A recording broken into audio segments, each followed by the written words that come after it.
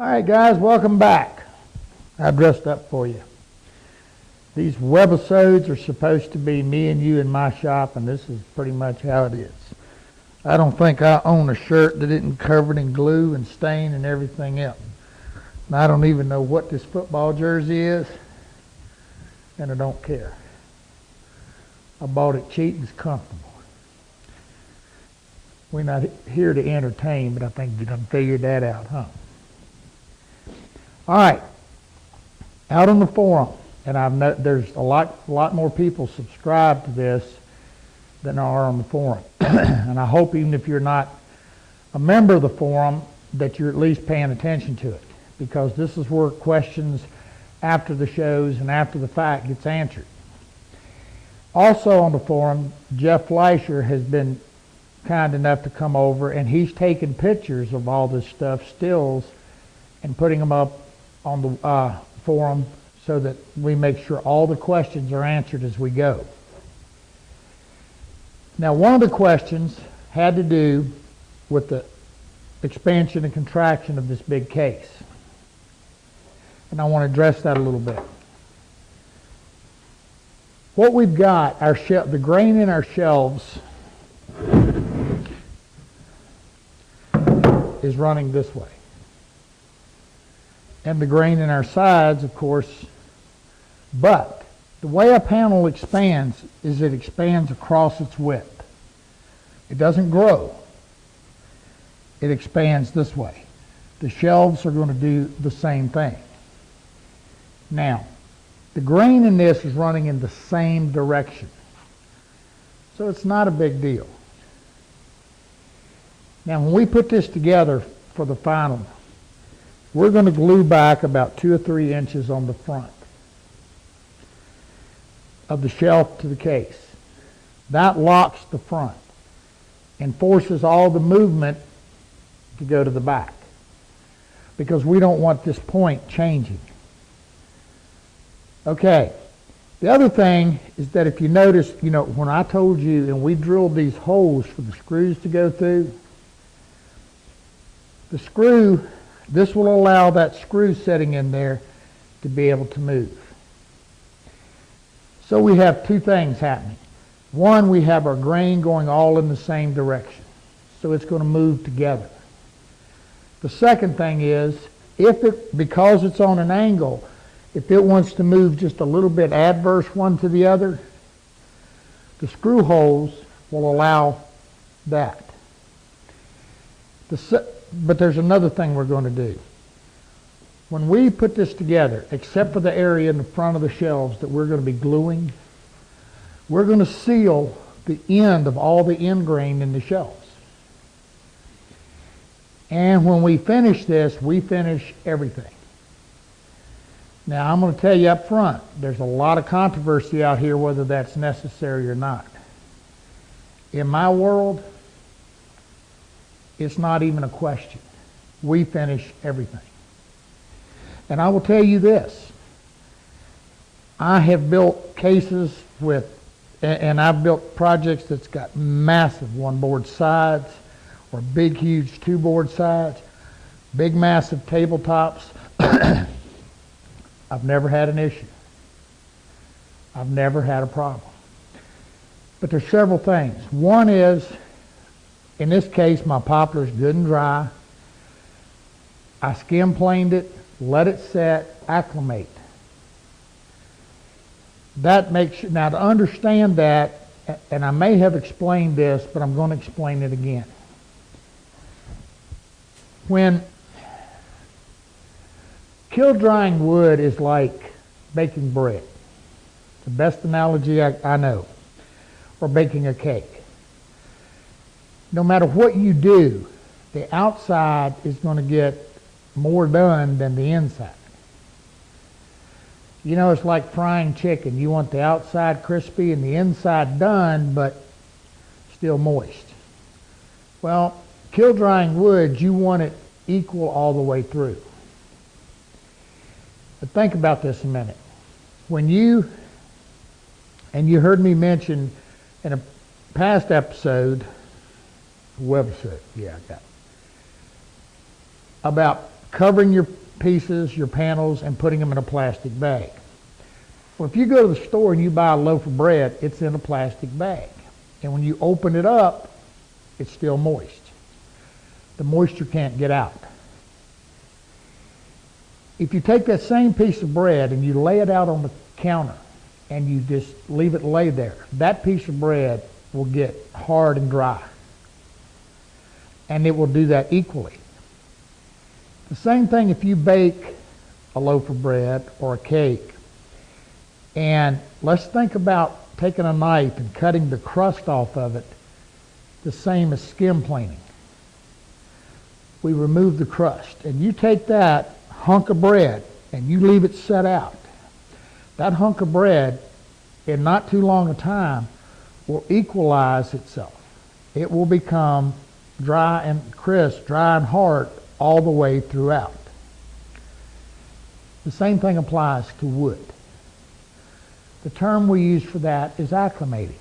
We skim plane it, get the crust off, then we let the wood just set around and it will equalize itself. That's a good thing. That's a smart thing. Because what it does is it helps keep your wood stable.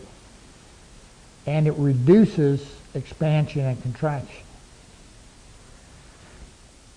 Now, like I said, the majority of moisture that is absorbed and released through wood happens in the end grain. I don't know if you call them capillaries or whatever you call them, but vertically, and you can take red oak and you can take and pour water on the end of it and it'll run out the other end. Red oak and ash and some of these coarse grain woods, man, you can almost look through some of the capillaries in this thing. So all of that said to say, if you go to a mill and you buy your wood rough cut, first thing you're going to notice is they've either painted the ends of it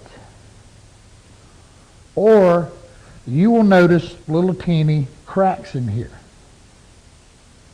Now the first thing is you never call them a crack. A crack is kind of harsh. They're referred to as a check. And they're referred to as a seasoning check. And it's pretty much a given that you're going to chop the end off all of these, every one. Because it's going to crack a little bit in here. And that's because it's drying out the most through the end grains. So sealing the end grains is important. Now you can take, just a little bit of shellac and go down the edge of it. Now, of course, if you're going to be gluing it, it's not necessary because the glue is going to seal it. And you could also take just a little bit of glue and wipe down that end grain edge of that shelf and let it dry, let it harden. That's important. Behind me right here is a big cabinet that's got a lot of raised panels in it. Every one of those raised panels, inside of here, the end grains are sealed. Every one of them. Reduces my expansion and contraction. This may be something you've never heard of. But it's just, for me, it's just common sense, And all I can tell you is I've done a ton of stuff with a lot of big boards. And, not a problem yet. So it works. It works. Acclimate your wood, seal your end grains, and make allowances for that expansion and contraction. That's good woodworking. That's smart woodworking. Okay, and it's just like this segment we're doing right now. All of my maple and everything has been back here until I got back to this. And if you look very carefully, you can see I've already untaped these, but you can see where I had it all taped nicely together. and kept everything taped up so that things couldn't move. And even then, I can get a little bit. Let me show you this. See this right here? I've got a little bit. If I hadn't had it taped, I'd have had a whole lot more. Yeah. Now that's going to be okay, because when we get to making this, we're going to be cutting this in half, and it'll lay down and we'll be able to work with it. Now tiger maple is a little different because of all the figure in it going across it. This way, it can change in length. I know I hear you do what? You're nuts. No, I'm not. I built a door for a guy who's a big wood dealer. Anyway, and the door I built, the outside of it was ash. It was crotch ash. And the other side of the door was tiger maple. So I'm like, well, I'm going to tell you what I did. I laminated two together, and I put a little thin piece in the middle. You know, you don't glue one to, you want a triple lamination, not a double. Before I could even get the door, before I even got to the pieces, these things twisted and gnarled up. Oh my goodness. It was a mess. I had to start over. So I wound up building a door that I had 1 3/4 thick door out of ash and one out of tiger maple. And what I wound up doing was cutting grooves on the back side and putting sliding dovetails in it, but I made the door work each door work independent of each other. And you can go at any given time, and that tiger maple door will either be above the ash or below the ash, but it moves. It does do it. A little bit. But in a big door, that little bit was enough to... So it will move a little bit. But letting it acclimate, getting it skimmed down, getting that crust off a little bit, then let it do its thing. Then you come back and process it till it's straight in your final dimensions. That's the way you deal with wood. Don't go out here and buy a bunch of wood, come home, slam it through a planer, and start building. Give it a chance to acclimate. Give that loaf of bread a chance to dry out thoroughly all the way through. Then you have a stable thing. Might not be good eating for the bread, but it's good for the wood. Okay, all of that explained. We're going to go, and last time we made all of our moldings so that we had a physical, actual piece to build from, so we made sure we didn't have any errors. Now we're going to go ahead and make the crown for the very same reason. All right, guys, we're going to make this crown. Now, this is the piece that we're going to ultimately come up with. Now the bit, we all have seen where you can put these across the table saw on an angle and use your table saw to cove it. I did that for years, but man, that sure makes for a mess of sand. And particularly on this high-figured maple, it's not fun. These are it's a dome-shaped bit. I don't know who all has them. I'm not here to do a commercial. I get them from Eagle America, and it's eagleamerica.com router bits. And they come in all kind of different sizes. And I'm going to tell you, they do a super nice job. And you can see the object of the game here will be to dish this. Now, is it going to give you a surface that you're not going to have to sand or scrape? Nope. But it does a nice job. Okay. So this is, in this case, I'm using the large one. And just for reference, the large one is 2 3/4, I think, across it. I'm kind of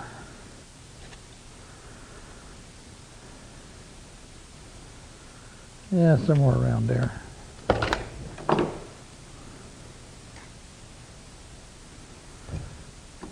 About 2 3/4. Okay.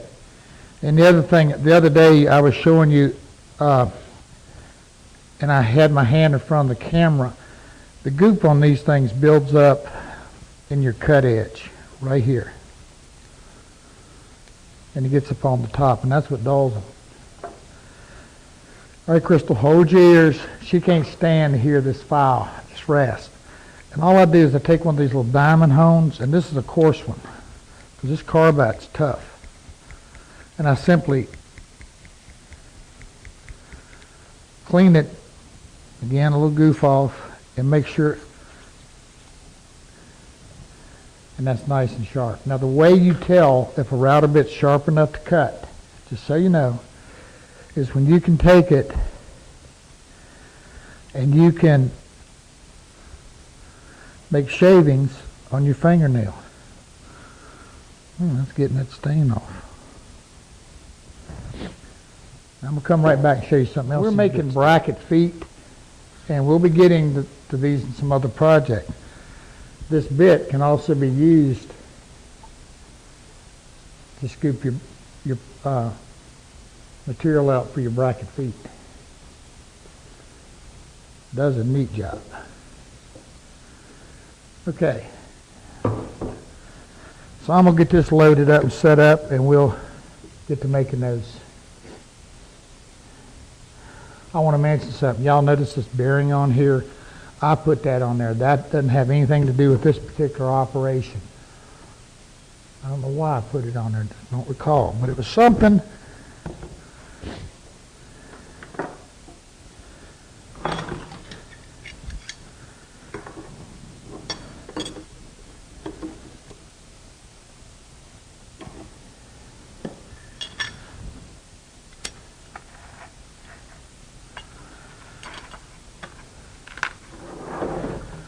Don't ask if I need a toolbox to hold my router bits. Don't ask. It's some other stuff in there, styrofoam. Push them down in. You've been doing this stuff as long as I have. You acquire a few.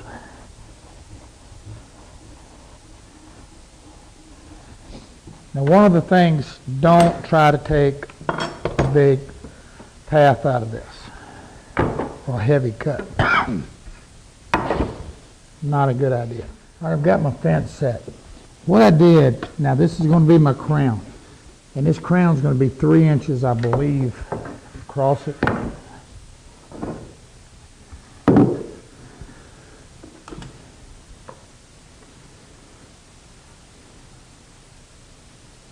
Yep. Okay. But my blank at the moment is 3 1/4. That, I mean, I'm going to be coming back and we're going to be cutting this 45 and then these on the face, so I can cut it down once I've ran it. But the way you want to line this up, if you look at this bit, I don't know if you can see that real good. If you look at this bit, see this point right here where the 2 blades come in? Right there, that's your center. Simply make yourself a center point. Did you get that? Zoom. Okay. Then line it up with the center part of your material, and you have it. Now, I've run these a lot. One of the things, I want to show you something, is this bit is rotating. It's cutting on this surface and it's also cutting here. So it's a push-pull, meaning that what it's going to do is it can try to push itself away from the fence. And that's not a good thing.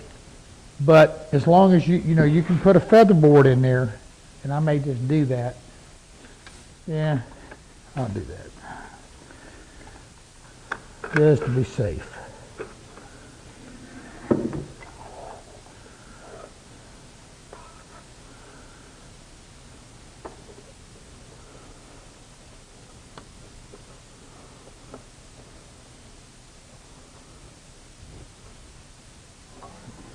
That makes sense. All right, and like I said, don't make heavy cuts, and that's a lot of cut there.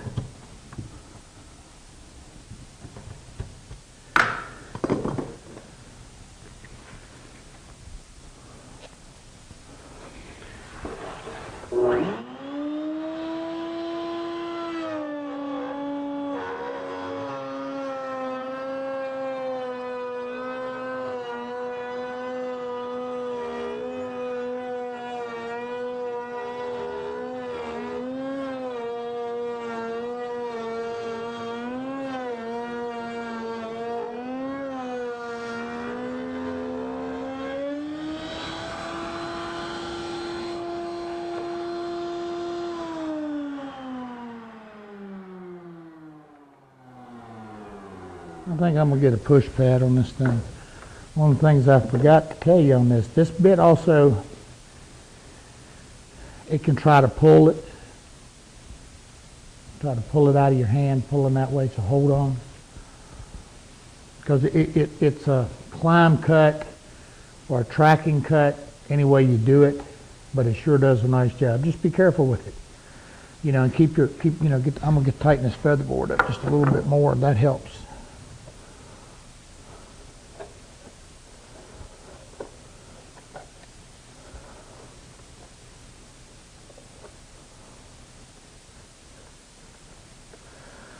And don't let nobody stand straight ahead of you. He'll miss you, Chris. You're all right.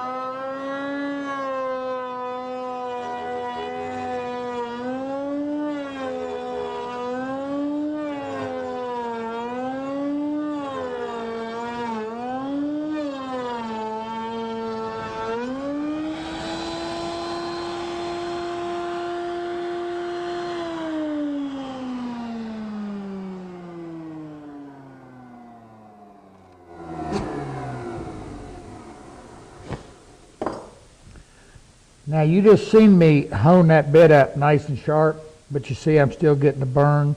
And if you notice as I'm going through those pauses, just a pause. Highly figured tiger maple, sometimes it has a lot of mineral in it.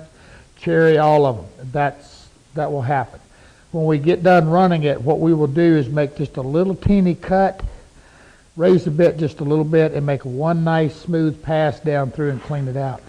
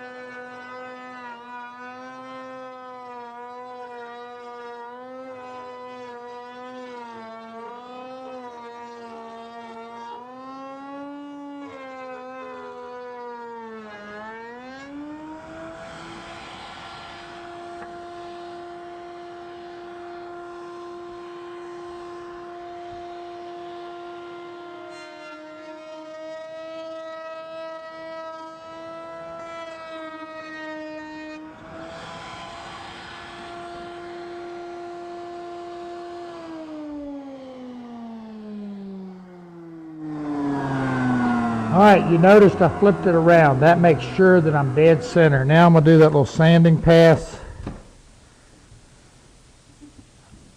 That's all I want.